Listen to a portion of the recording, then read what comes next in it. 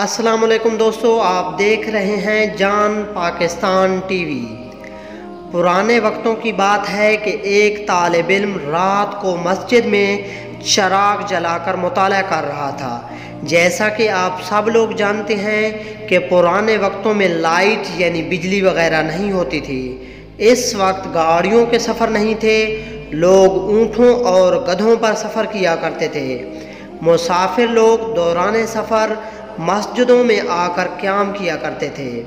وہ طالب علم جو مسجد میں مطالعہ کر رہا تھا، کیا دیکھتا ہے کہ ایک خوبصورت نوجوان لڑکی جو اس کے پاس آئی اور کہنے لگی کہ میں راستہ بھٹک گئی ہوں، مجھے ایک رات یہاں مسجد میں قیام کرنے کا موقع دے دو۔ نوجوان دل میں سوچنے لگا کہ اگر میں نے اس لڑکی کو پناہ دی تو شیطان مجھے ورغلائے گا، اور اگر اس لڑکی کو میں پناہ نہ دوں تو یہ رات کو کہاں جائے گی، کوئی اور اس کی عزت سے کھیلے گا۔ تو بہرحال اس نے اس کو ٹھکانہ دے دیا اور کہا کہ اس جانب جا کر سو جائیں۔ وہ لڑکی مسجد میں علیحدہ کونے میں چلی گئی اور اس لڑکے کو دیکھنے لگی۔ اسے بھی ڈر تھا کہ یہ لڑکا میری عزت سے نہ کھیلے۔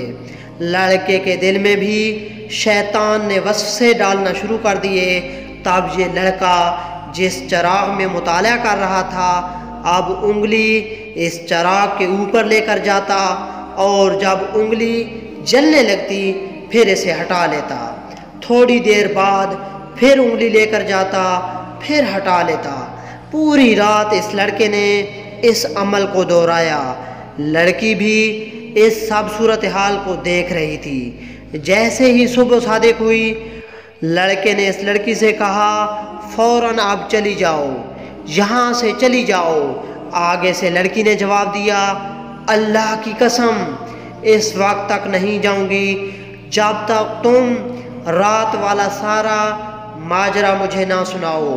لڑکا کہنے لگا یہ میرا اور اللہ پاک کا معاملہ ہے، میں تمہیں نہیں بتا سکتا۔ لڑکی نے پھر اللہ کا واسطہ دے کر کہا کہ میں نہیں جاؤں گی جب تک آپ نہیں بتاؤ گے۔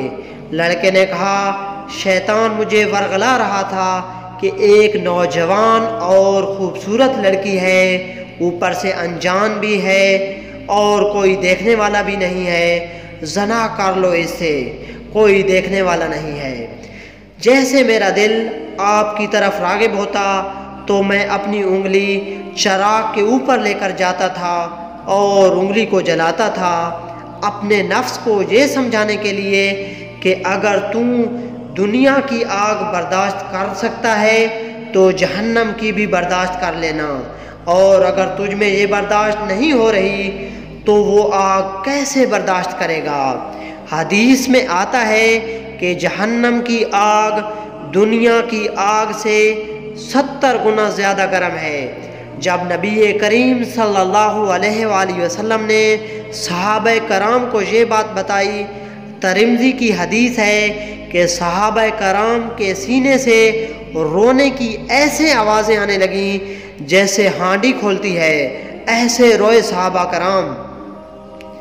لڑکے نے اس لڑکی سے کہا کہ یہ سوچ کر میں اپنے آپ کو زنا سے روکا ہے۔ لڑکی ادھر سے چلی گئی اور گھر جا کر اپنے والدین کو یہ واقعہ سنایا، اور ساتھ یہ بھی کہا کہ میں اس لڑکے سے نکاح کرنا چاہتی ہوں۔ والدین نے اس بچی کا نکاح اس لڑکے سے کر دیا۔ دوستو، جیسے زنا کرنے کا عذاب بہت سخت ہے، ایسے ہی کسی کو زنا کا موقع ملے اور وہ بچ نکلے، اس کا ثواب بھی بہت زیادہ ہے۔ تاریخ میں جن ہستیوں کو بھی زنا کا موقع ملا اور انہوں نے موقع ملنے کے باوجود زنا نہیں کیا، ان کو اللہ نے دنیا میں بھی بہت نوازا ہے۔